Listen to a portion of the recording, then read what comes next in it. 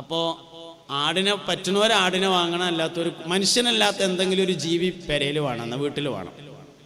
മനുഷ്യനല്ലാത്ത എന്തെങ്കിലും എന്താ ഉപകാരം എന്ന് ചോദിച്ചാൽ, ഉപകാരങ്ങളെ ജൽബുൽ മൻഫഅത്ത്, ദഫ്ഉൽ മളറത്ത് എന്നിവയിൽ മനുഷ്യനല്ലാത്ത ജീവികൾ മുൻപന്തിയിൽ നിൽക്കുമെന്നതാണ് അതിൻ്റെ കാരണം.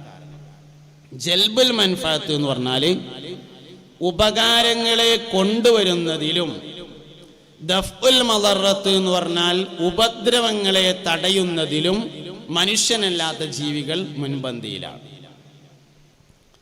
ഉപകാരങ്ങളെ കൊണ്ടുവരുന്നതിലും ഉപദ്രവത്തെ തടയുന്നതിലും മനുഷ്യനല്ലാത്ത ജീവികൾ മുൻപന്തിയിലാണ്. നമ്മൾ പഴയ കാലത്തൊക്കെ ആളുകൾ വാഴ്ന്നു പറയുമ്പോൾ തുടക്കത്തിലൊരു ബെയ്ത്ത് ചെല്ലും, ലൗലാ ശുയൂഖുൻ ലിൽ ഇലാഹി റുക്കഊ വസുബിയതും മിനൽ യതാമാറുല്ലഊ. വെള്ളിയാഴ്ചയൊക്കെ കുട്ടികൾ വാതിന് പോകുമ്പോൾ പള്ളിക്ക് ചെന്നിട്ട് ഇങ്ങനെ അംദു സലാത്തും കഴിഞ്ഞിട്ട് ഈ ബെയ്ത്താണ് പഴയ കാലത്ത് വാഴ്ന്നു പറയുമ്പോൾ ചെല്ലാം. വമുഹമ്മലാത്തുൻ ഫിൽ ഫലാത്തി റുത്തഊ സുബ്ബാലൈകുമുൽ അദാബുൽ ലൗജഊ. എന്താ അതിന്റെ അർത്ഥം എന്ന് പറയുന്നത്? ലൗലാ ശുയൂഖുൻ ലിൽ ഇലാഹി റുക്കഊ, അള്ളാഹുവിനെ ഇബാദത്ത് ചെയ്യുന്ന വയസ്സന്മാരില്ലായിരുന്നുവെങ്കിൽ, വമുഹമ്മലാത്തുൻ ഫിൽ ഫലാത്തി റുത്തഊ, മേഞ്ഞു നടക്കുന്ന ജീവികളും ഇല്ലായിരുന്നുവെങ്കിൽ, അതിന്റെ ബാക്കി ഒരു തുള്ളി മഴ പെയ്യൂലായിരുന്നു എന്നാണ് അതിന്റെ ബാക്കി.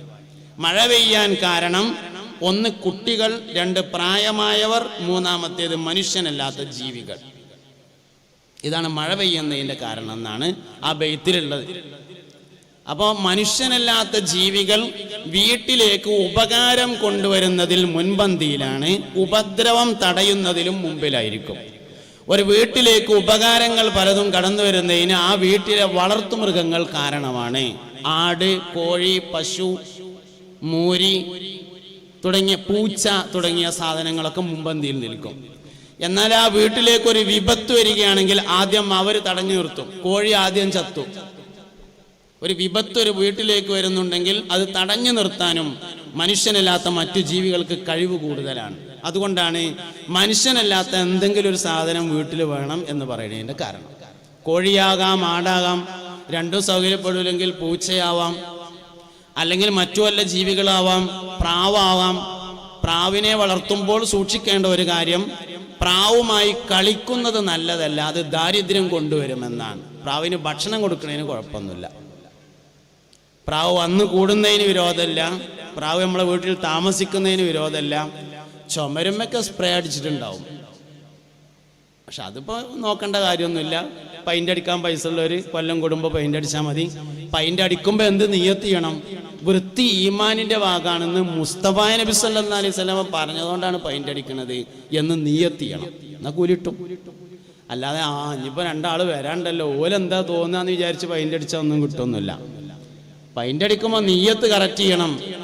വൃത്തി ഈമാനിന്റെ ഭാഗമാണെന്ന് ഹബീബുനാ റസൂലുള്ളാഹി സല്ലല്ലാഹു അലൈഹി വസല്ലം തങ്ങൾ പറഞ്ഞതുകൊണ്ടാണ് ഞാൻ പെയിന്റിങ് നടത്തുന്നത്. പെയിന്റിങ് ജോലിക്ക് പോണവരും ആ നിയ്യത്ത് തന്നെ ചെയ്യണം. സിമന്റ് തേക്കാൻ പോണവരും ആ നിയ്യത്ത് ചെയ്യണം. നളാഫത്ത്, വൃത്തി ഈമാന്റെ ഭാഗമാണ് എന്ന് ഹദീസിൽ വന്നതുകൊണ്ടാണ് അത് ചെയ്യണത്. എന്നാ സംഗതി അതിനൊക്കെ കൂലിട്ടും. ഈ മുസ്ലിമായ മുഅ്മിനായ മനുഷ്യന്റെ ജീവിതത്തിൽ കൂലിട്ടാത്തൊരു കാര്യമില്ല എന്നാണ്. നല്ല മീൻ തിന്നതിൻ്റെ ശേഷം മുള്ള് ബാക്കിയാവുമല്ലോ. മുള്ള് സാധാരണ ആരും തിന്നലില്ലല്ലോ. മുള്ള് ബാക്കിയാവുമ്പോൾ ആ മുള്ളൊക്കെ ഇങ്ങനെ എടുക്കുക, കൂട്ടിയിട്ട് നല്ലൊരു ഒഴിഞ്ഞ സ്ഥലത്ത്, വൃത്തിയുള്ള ഒരു സ്ഥലത്ത് കൊണ്ടുപോയിട്ട് ബിസ്മില്ലാഹിർ റഹ്മാനിർ റഹീം എന്ന് പറഞ്ഞ് വെക്കുമ്പോൾ കൽബിൽ ഇങ്ങനെ കരുതുക, ഞാനിത് പൂച്ചക്ക് ഭക്ഷണമാക്കുകയാണ് എന്ന് മനസ്സിൽ കരുതിയാൽ ഒഴിവാക്കണ മീമുള്ളോണ്ട് പൂച്ചക്ക് ഭക്ഷണം കൊടുത്ത കൂലി വാങ്ങാം. അങ്ങനെ കൂലി.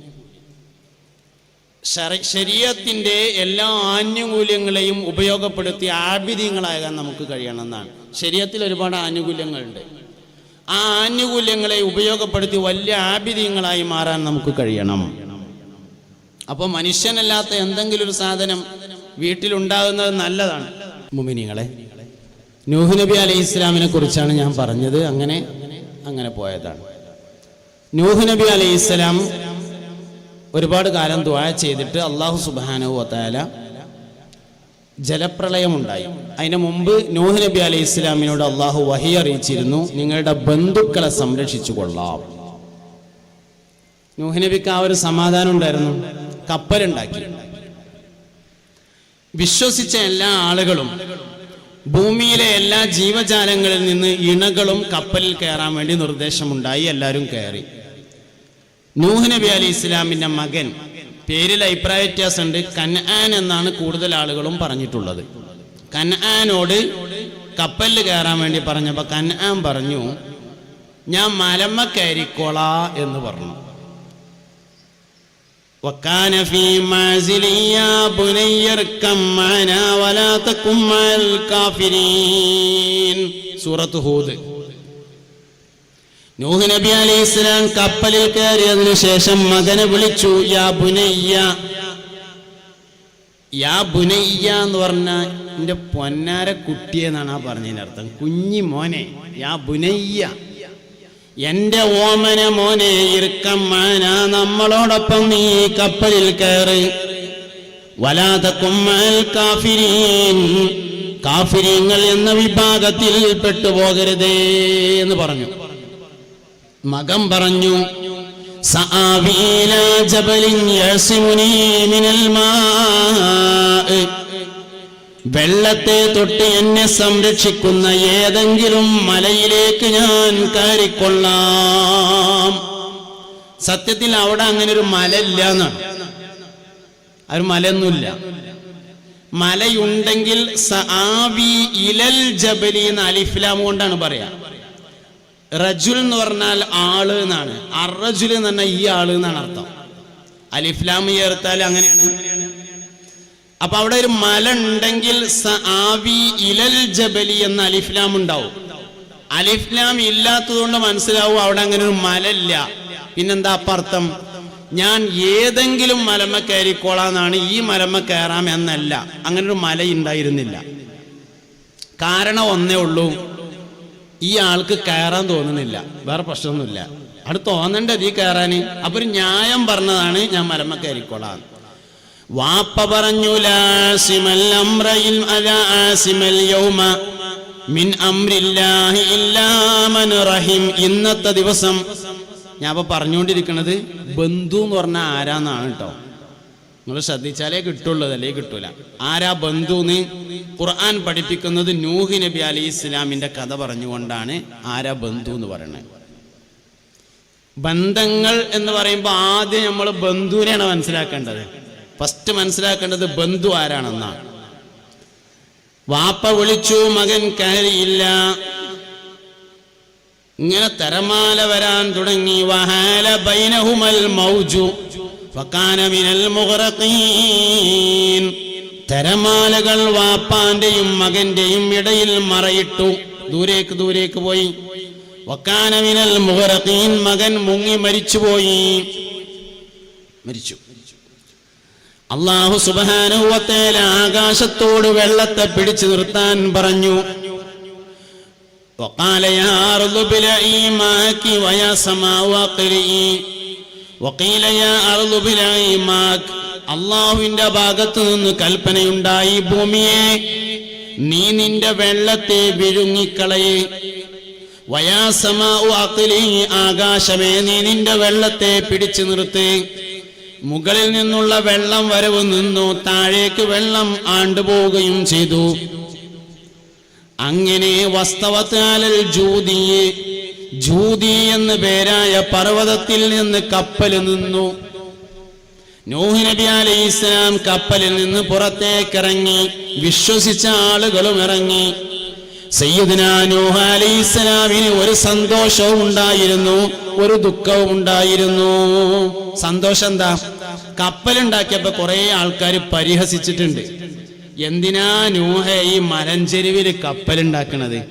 ആ കടലിന്റെ അടുത്താണെങ്കിൽ വല്ല മീൻ പിടിക്കാനെങ്കിലും ഉപയോഗിക്കായിരുന്നല്ലോ എന്ന് ആൾക്കാർ കളിയാക്കിയിരുന്നു. കളിയാക്കിയവർക്ക് പാഠമായി, എല്ലാവരും കഴിഞ്ഞു. സങ്കടം എന്തിനാ? സങ്കടം അല്ലാഹു നൂഹേ നിന്റെ ബന്ധുക്കളെ സംരക്ഷിക്കാമെന്ന് പറഞ്ഞിരുന്നുവെങ്കിലും മകൻ മരണപ്പെട്ടു പോയിട്ടുണ്ട്. കപ്പലിൽ നിന്നിറങ്ങിയ നൂഹ് നബി അല്ലാഹുവിനെ വിളിച്ചു. വനാദാ നൂഹ് റബ്ബ, നൂഹ് നബി അലൈഹിസ്സലാം അല്ലാഹുവിനെ വിളിച്ചു.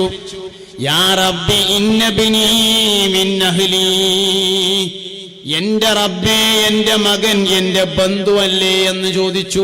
നേരത്തെ പറഞ്ഞിട്ടുണ്ട് ബന്ധുക്കളെ സംരക്ഷിക്കാമെന്ന്.